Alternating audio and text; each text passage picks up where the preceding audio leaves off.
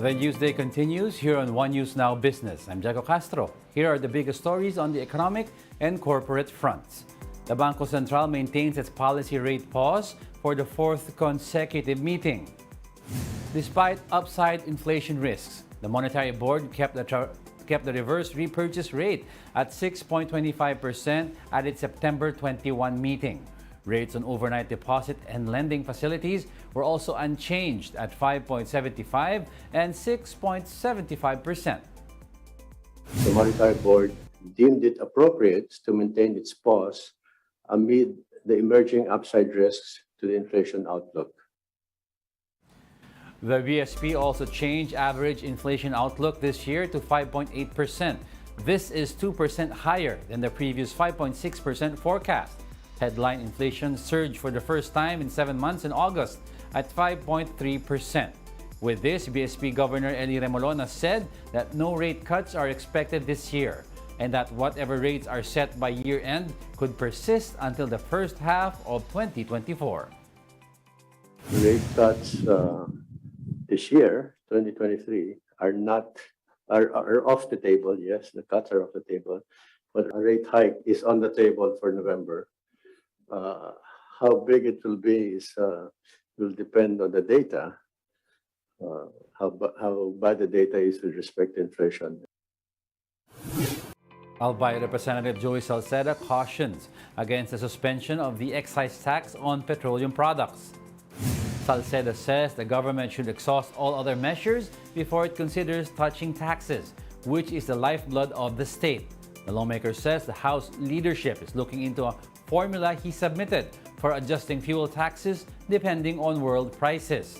He also recommends implementing fuel discounts for those most adversely affected by soaring oil prices, like the transport sectors and farmers. Salceda also wants to reduce the domestic bioethanol additive requirement to 5% from the current 10% under the biofuels law.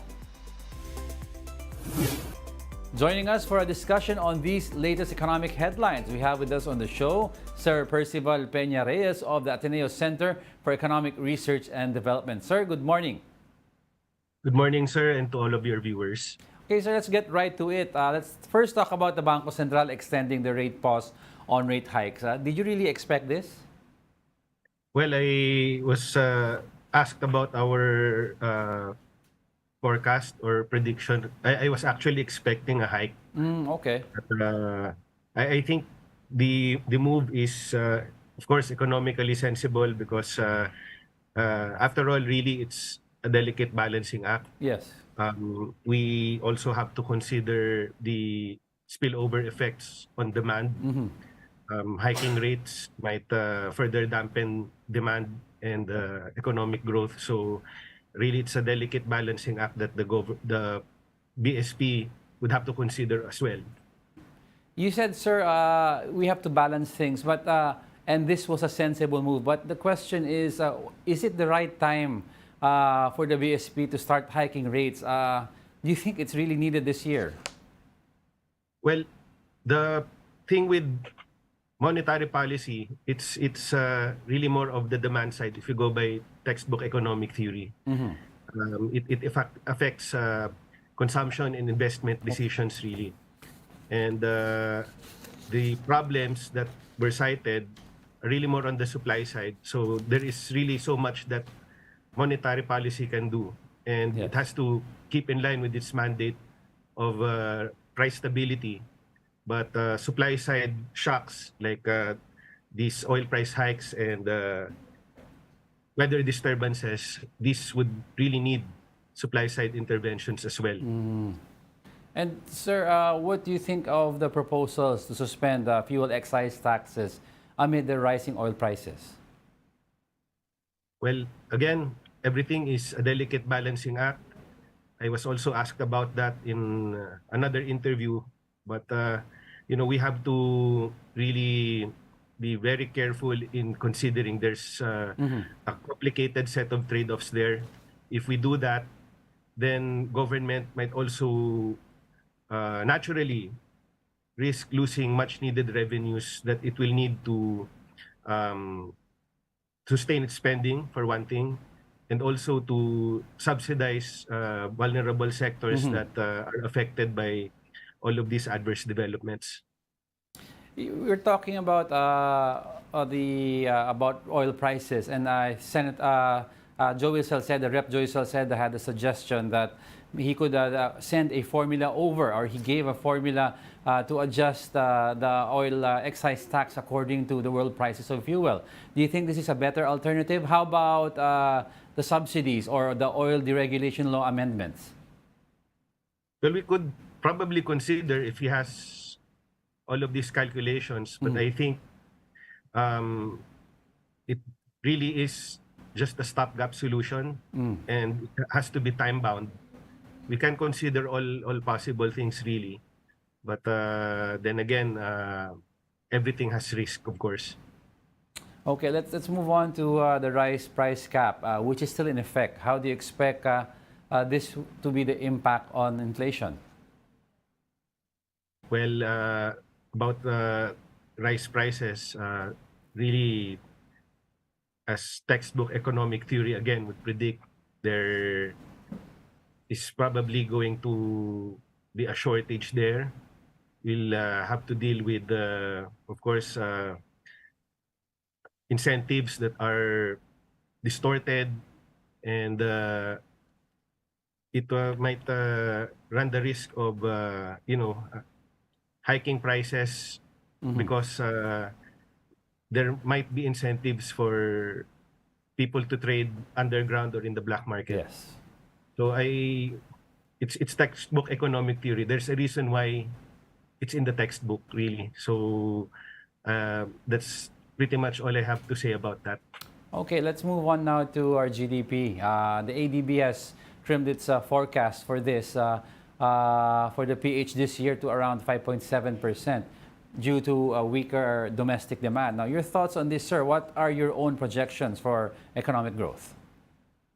Well, I mentioned it also the last time I was interviewed here in this program that probably we will have to temper our expectations because there are very few growth drivers, and transport accommodations would be sectors that would generate jobs, but these are low productivity. So I pretty much agree with what the ADB said, and that's also pretty much in line with what we're also expecting.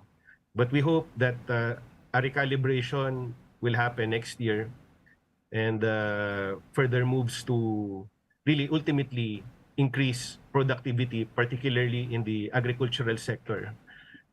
These are much needed moves that will help induce multiplier effects, induce activities that are beneficial to the domestic economy with a wide range of linkages with the rest of the economy. That's what we're hoping for, that there will be a recalibration of some sort next year. Okay, and finally, sir, how about for inflation? Given the recent issues on rice and fuel, rice has been recently, the prices have been going down per kilo, but fuel prices are expected to be hiked up until at least December. So how would this impact then inflation for this year? Well, the central bank expects that we can still decelerate to the target range, but there is still an elevated inflation path that they mentioned. So I think that's very much sensible. We'll have to really contend with that and do the best we can really to address what is essentially a supply side matter coming into next year. Okay, with that, thank you very much for your interesting insights, but that's all the time we have. Sir Percival Peña Reyes of the Ateneo Center for Research and Development, thank you very much for joining us. Good morning. Good morning. Thank you for having me. We'll be back with more stories after the break. Keep it here on One News.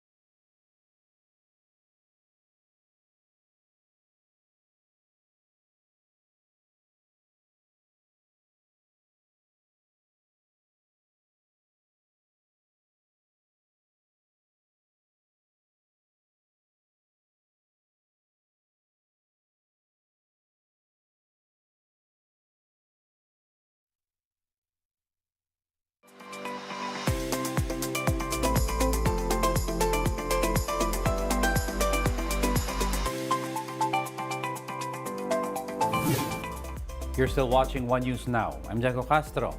Some analysts warn that the latest version of the Military and Uniformed Personnel Reform Bill could still present fiscal risks. Recall that the House of Representatives approved the proposed MUP reform bill on second reading earlier this week. This time, though, only new entrants will have to contribute to the fund. The full indexation of pensions to salaries of active personnel was also restored. For University of the Philippines economics professor Shelo Magno, it would have been better if active personnel were made to contribute and the indexation is removed. For now, the unfunded liability of the MUP pension system is pegged at 14 trillion pesos. But Albay Representative and Ad Hoc Committee on MUP Pension Chairperson Joey Salceda said the reform bill will bring it down to just over 3 trillion pesos. Aviation authorities have issued a notice to airmen to avoid flying close to the summit of Taal volcano. Authorities warn that airborne ash and ballistic fragments from sudden explosions may pose hazards to aircrafts. Now also due to the volcanic smog or VOG from Taal volcano, dozens of local government units have declared class suspensions for today, September 22. These include all cities and municipalities of Cavite and several areas in Batangas. However, some areas in Batangas will carry on with classes via modular distance learning. These include Calaca, Lemery, Taal, and select schools in Agoncillo. In Metro Manila, classes have been suspended in Las Piñas, Muntinlupa, Parañaque, Pasay, and San Juan City. Likewise, there will be no classes in Biñan, Cabuyao, Calamba, San Pedro, and Santa Rosa in Laguna. The city government of Bacoor has advised residents to wear face masks when leaving the house as it shared photos of the smog at Tirona Highway. In Metro Manila, dozens of netizens also raised concerns over the haze that covered skylines across the region. Pag-asa, however, clarifies that this has nothing to do with emissions from Taal volcano. The agency explains that this is simply smog that resulted from thermal inversion or when cold air traps hot air near the Earth. And those are the top business stories of the hour. I'm Jaco Castro. Join us again at 2 p.m. We are One News. All sides, all the time.